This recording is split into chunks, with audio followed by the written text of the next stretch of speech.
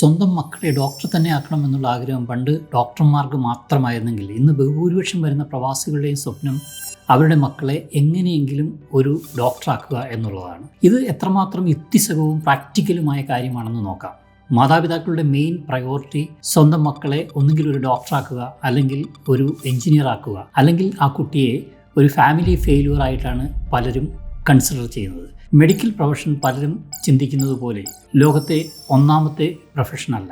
ലോകത്തെ പ്രധാനപ്പെട്ട പ്രൊഫഷനുകൾ നോക്കിയാൽ മെഡിക്കൽ പ്രൊഫഷനെ 10ാമതോ 11ാമതോ ആയിട്ടാണ് കണക്കാക്കുന്നത്. അവയിൽ പല പ്രൊഫഷനുകളും 3 വർഷം കൊണ്ടോ അതുമല്ലെങ്കിൽ 4 വർഷം കൊണ്ടോ കൃത്യമായ വരുമാനം ഉണ്ടാക്കുവാനും ജോലികൾ നേടിയെടുക്കുവാനും പര്യാപ്തമായവയാണ്. എല്ലാ വർഷവും കേരളത്തിലും കേരളത്തിന് പുറത്തും വിദേശ രാജ്യങ്ങളുമായി ഏകദേശം 8,000-ലധികം ഡോക്ടർമാരാണ് പഠിച്ചിറങ്ങുന്നത്. അതിൽ 70% ക്യാപിറ്റേഷൻ ഫീ നൽകുന്ന പെയ്ഡ് സീറ്റുകൾ ഉപയോഗിച്ചാണ് പഠിക്കുന്നത്. വലിയൊരു ശതമാനം പ്രവാസികളുടെ കുട്ടികളുമാണ് ഇത്തരത്തിൽ പഠിക്കുന്നത്. അതിരുകൾ കടക്കുന്ന ഈ മെഡിക്കൽ പ്രൊഫഷനോടുള്ള പ്രേമം ഒരു നെയിം സേക്കിനപ്പുറം കുടുംബ ഭദ്രതയും ഫിനാൻഷ്യൽ സെക്യൂരിറ്റിയും നൽകാൻ കഴിയുന്ന കാര്യമാണോ? ഒരു ഡോക്ടറായി മാറണമെങ്കിൽ ഒരു MBBS ഡിഗ്രി കൊണ്ട് മാത്രം ഒരിടത്തും എത്തിപ്പെടാൻ കഴിയില്ല.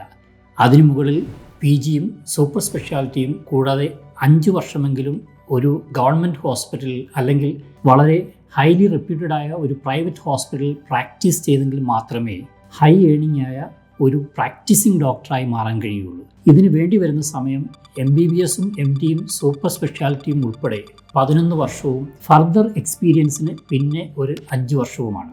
ഇൻ റിയാലിറ്റി 15 വർഷത്തിൽ കൂടുതൽ പഠിച്ചുകൊണ്ടേയിരിക്കേണ്ട ഏറ്റവും ടയറിംഗ് ആയ ഒരു പ്രൊഫഷനായി മെഡിക്കൽ വിദ്യാഭ്യാസം ഇന്ന് മാറിക്കഴിഞ്ഞു. മെഡിക്കൽ വിദ്യാഭ്യാസം പൊതുവെ നല്ല സാമ്പത്തിക സുരക്ഷ നൽകുന്ന ഒരു പ്രൊഫഷനായിട്ടാണ് പരിഗണിച്ചിരുന്നത്. ഇന്നത്തെ മാറിയ സാഹചര്യത്തിൽ അതൊരു മിഥ്യാധാരണയായി മാറിയിരിക്കുന്നു. ഇനി സാമ്പത്തിക ബാധ്യതയിലേക്ക് നോക്കിയാൽ ഒരു MBBS മാനേജ്മെൻറ്റ് സീറ്റിനുള്ള ക്യാപിറ്റേഷൻ ഫീ 1.5 crore വരെയാണ്. ഇത്രയും മുടക്കി പുറത്തിറങ്ങുന്ന ഒരു പുതിയ MBBS ഡോക്ടറുടെ ശരാശരി പ്രതിമാസ ശമ്പളം വെറും 40,000 രൂപയാണ്. ഒരു സ്പെഷ്യലിസ്റ്റ് MD അല്ലെങ്കിൽ MS ഡോക്ടർക്ക് പോലും തുടക്കത്തിൽ കിട്ടുന്നത് 80,000 മുതൽ 1,00,000 രൂപ വരെയാണ്. എല്ലാ ഡിഗ്രികളും പണം കൊടുത്ത് വാങ്ങിയാൽ മൊത്തം ചെലവ് 2 കോടിയിലധികം രൂപയിലെത്തും. ഈ പഠന ചെലവിനായി കൊടുക്കേണ്ടി വരുന്ന 2 കോടിക്ക് മുകളിലുള്ള തുക തിരികെ ലഭിക്കാൻ വീണ്ടും ഒരു 10 മുതൽ 15 വർഷം വരെ സ്ട്രെസ്ഫുള്ളായ സിറ്റുവേഷനുകളിൽ ജോലി ചെയ്യേണ്ടി വരുന്നു എന്നുള്ളതാണ് യാഥാർത്ഥ്യം. അസോസിയേഷൻ ഓഫ് ഫിസിഷ്യൻസ് ഓഫ് ഇന്ത്യയുടെ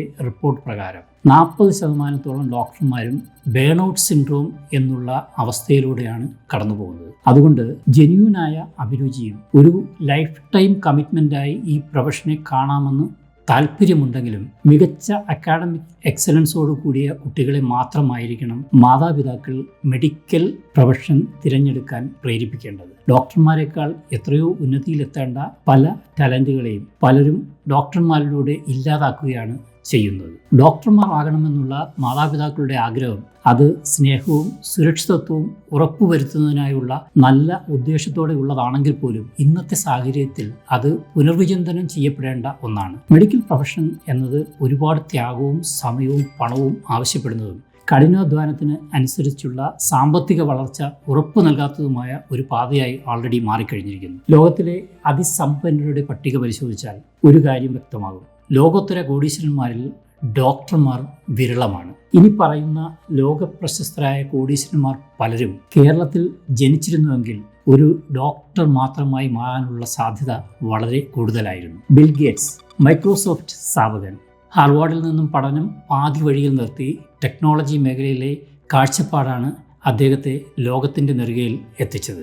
മാർക്ക് സുക്കൻബർഗ്, ഫേസ്ബുക്ക് സ്ഥാപകൻ, ഹാർവാർഡിൽ നിന്നും കമ്പ്യൂട്ടർ സയൻസ് പഠനം പൂർത്തിയാക്കിയിട്ടില്ല.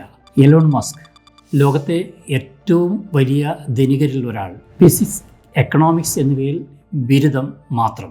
ടെക്നോളജി, ബഹിരാകാശം, കാർ നിർമ്മാണം തുടങ്ങിയ മേഖലകളിൽ ലോകോത്തര സംഭാവനകൾ നൽകിയ അതുല്യ പ്രതിഭ. ഒരു ഡോക്ടർക്ക് അതിസമ്പന്നനാകണമെങ്കിൽ ഒന്നുകിൽ സ്വന്തമായി വലിയ ആശുപത്രി ശൃംഖലകൾ സ്ഥാപിക്കുകയോ അല്ലെങ്കിൽ മറ്റ് ബിസിനസ് സംരംഭങ്ങളിൽ ഏർപ്പെടുകയോ വേണ്ടിവരും. അതുകൊണ്ട് ഒരു കുട്ടിയുടെ ഭാവി തീരുമാനിക്കുമ്പോൾ മാതാപിതാക്കൾ ശ്രദ്ധിക്കേണ്ട പ്രധാന കാര്യം ഇതാണ്: മെഡിക്കൽ പ്രൊഫഷൻ എന്നത് ഒരു നോബൽ പ്രൊഫഷനാണ്. എന്നാൽ സാമ്പത്തിക വിജയത്തിനും പേരിനും പെരുമയ്ക്കും വേണ്ടി മാത്രമുള്ള ഒരു വഴിയല്ല.